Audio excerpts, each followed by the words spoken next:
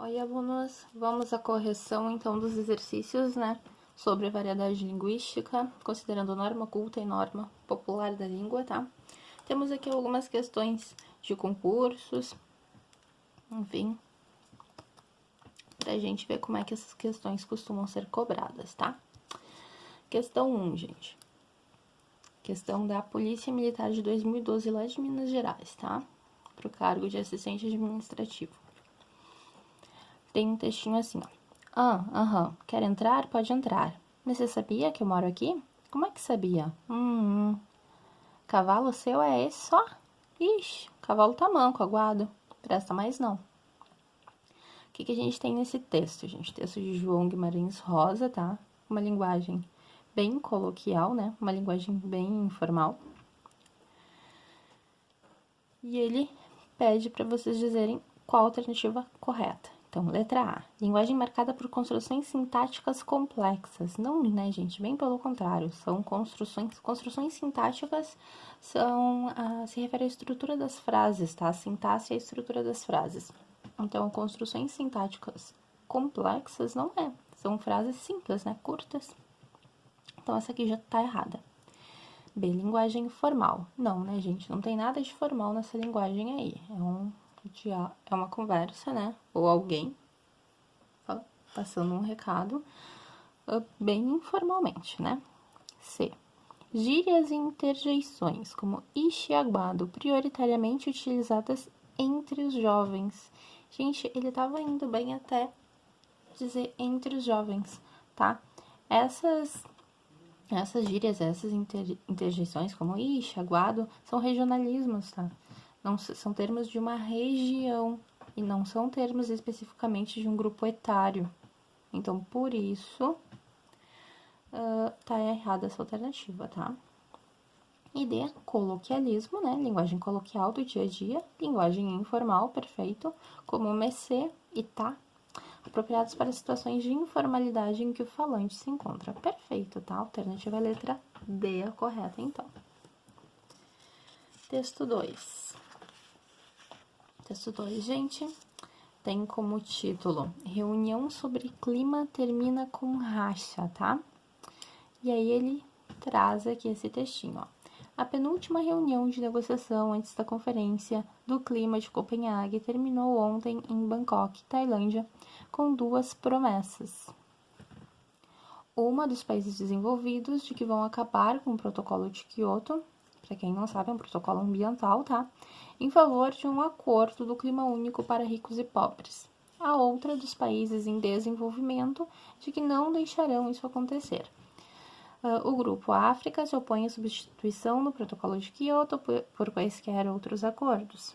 Vou repetir, o grupo da África se opõe à substituição do protocolo de Kyoto por quaisquer outros acordos, declarou o representante da Argélia numa das plenárias finais do encontro.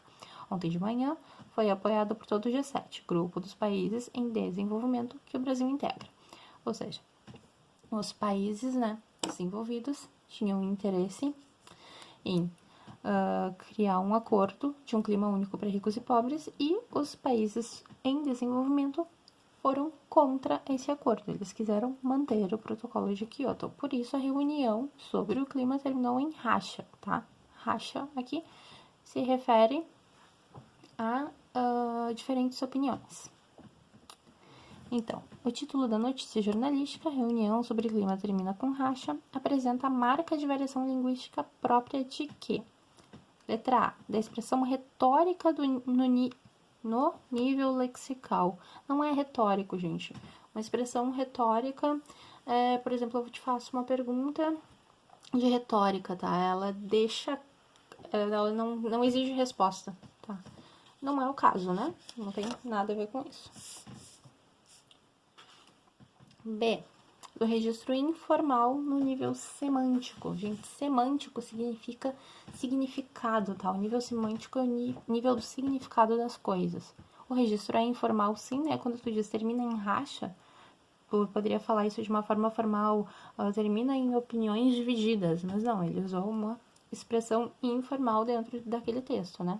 Então, a alternativa correta seria esta mesmo. C, estilo jornalístico no nível sintático. Não se refere a sintaxe, tá, gente? Se refere ao significado, ao sentido da palavra mesmo. Da palavra popular no nível mórfico. Mórfico, gente, se refere à estrutura das palavras, tá?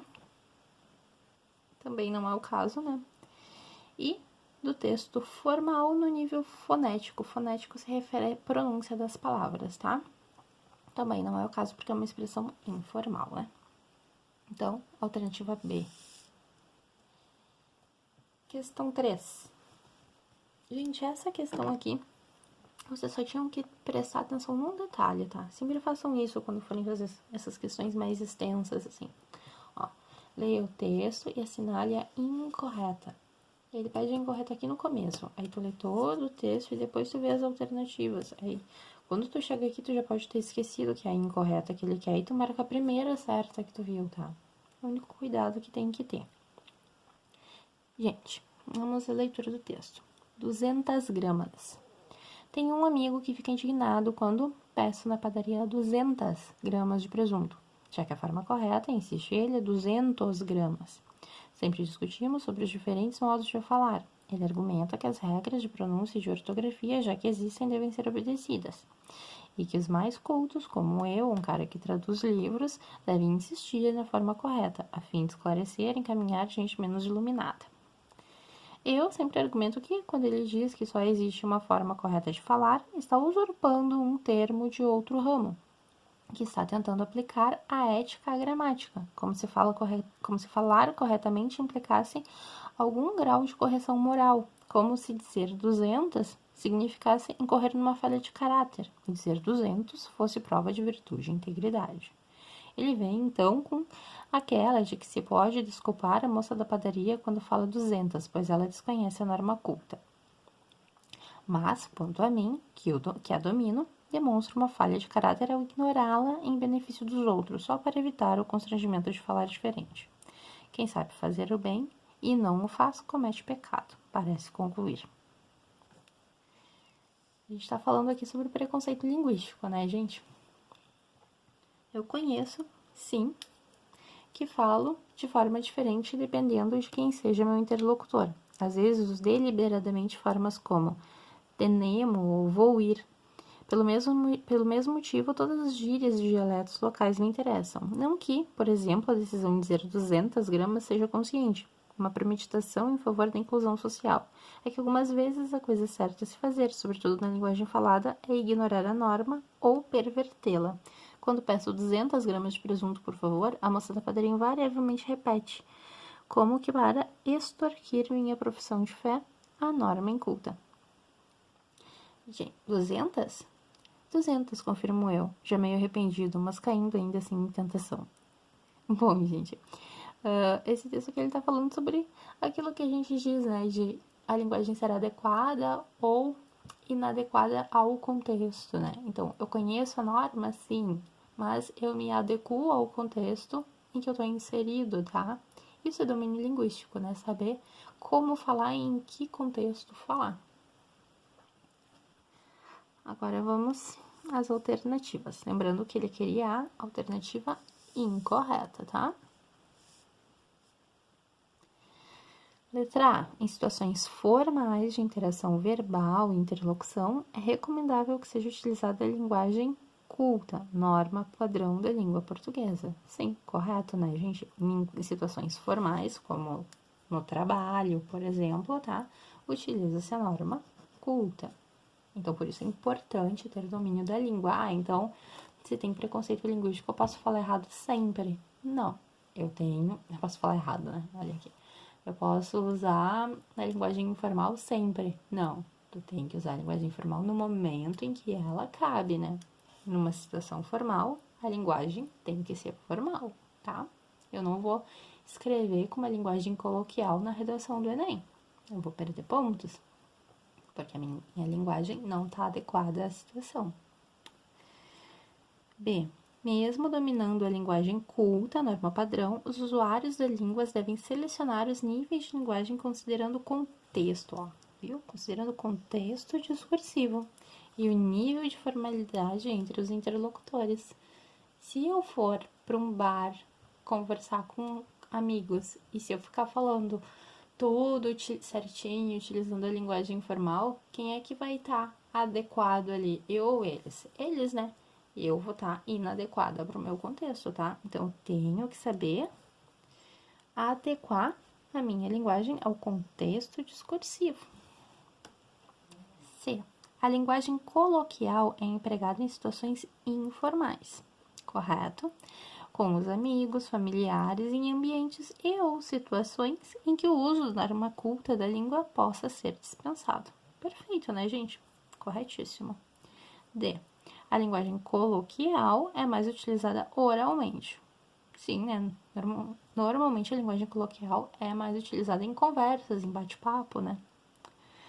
E, pelo fato de ser utilizada em nosso dia a dia, não requer a perfeição em termos gramaticais. Perfeito? E aí, a existência de diferentes níveis de linguagem não significa que podemos utilizar sempre a linguagem coloquial, já que sempre prevalecerá a língua padrão em quaisquer situações comunicativas. Aqui ele está dizendo exatamente o contrário, né? Está dizendo que a gente sempre tem que falar tudo certinho, não importa o contexto. Tá totalmente errado, né, gente? Então, alternativa incorreta, letra E. Questão 4. Leia o trecho de um texto publicado no livro Educação em Língua Materna. Gerente, boa tarde, em que eu posso ajudá-lo? Cliente, gente, isso aqui é uma conversa por telefone, tá? Fica claro no final do texto. Cliente, estou interessado em financiamento para a compra de veículo. Gerente, nós dispomos de várias modalidades de crédito. O senhor é nosso cliente? Cliente, sou Júlio César Fontoura, também sou funcionário do banco. E aí, a gerente, né, que até então não sabia com quem estava falando, reconhece a pessoa. Julinho, é você, cara. Aqui é a Helena. Você tá em Brasília? Pensei que você ainda estivesse na agência de Uberlândia. Passa aqui pra gente conversar com calma. Ou seja, a linguagem era uma linguagem profissional até aqui, né? Estava se utilizando de uma linguagem informal, porque era um contexto de trabalho. E, de repente, né, a gerente percebeu que estava falando com um amigo e passou a utilizar a linguagem informal. Por quê? Porque ela viu que o contexto mudou. Agora eu não estou mais falando com uma pessoa estranha, o meu interlocutor não é mais um cliente, é o meu amigo. Então eu posso mudar o meu nível de linguagem, tá? Então vamos lá.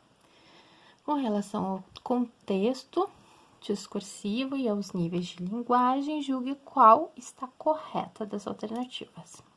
A. Na terceira e última fala do gerente, ocorre um desvio de nível de linguagem que impede a compreensão do enunciado por parte do cliente.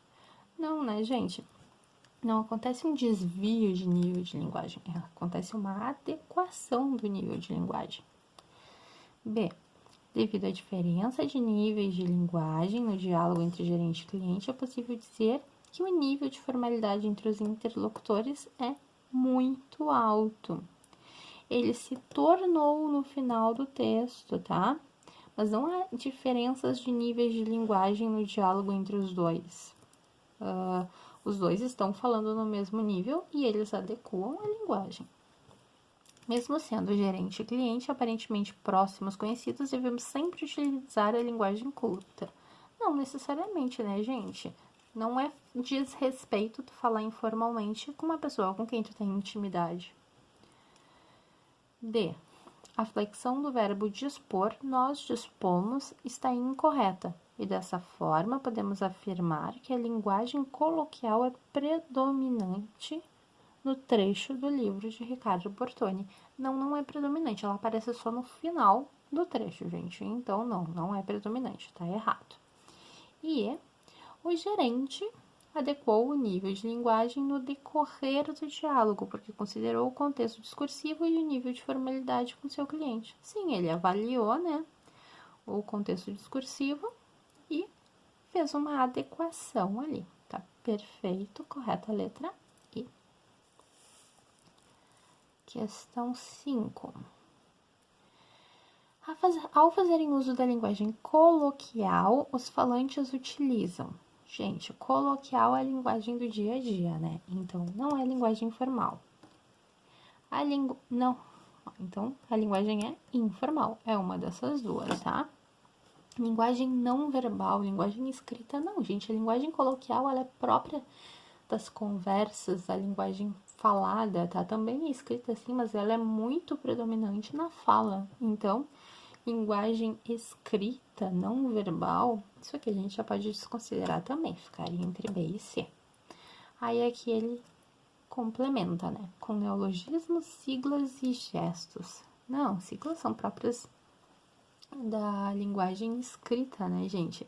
Agora, olha aqui, ó, com gírias, estrangeirismos, abreviações e palavras que não se relacionam à norma culta. Perfeito, né? Isso é a linguagem que a gente fala no dia a dia. Então, C é a correta, tá? Questão 6. Leia um trecho do poema A Terra Naturá.